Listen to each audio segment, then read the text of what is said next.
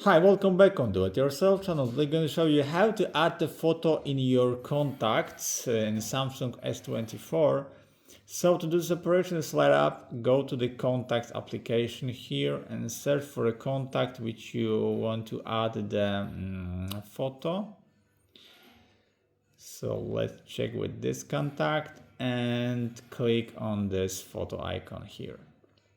You can add some icon which you want to have configured on the app.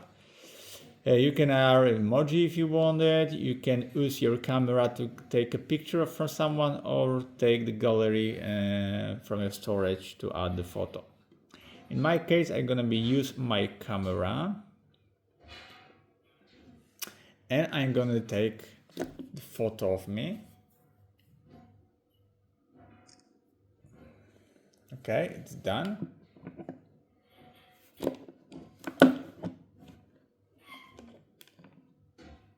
Now we try to take OK, use my face to this contact, done.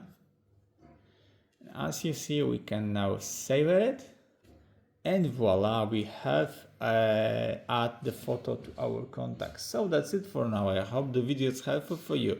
If yes, you can leave like, leave comment and leave subscribe, and see you by next video. Hey!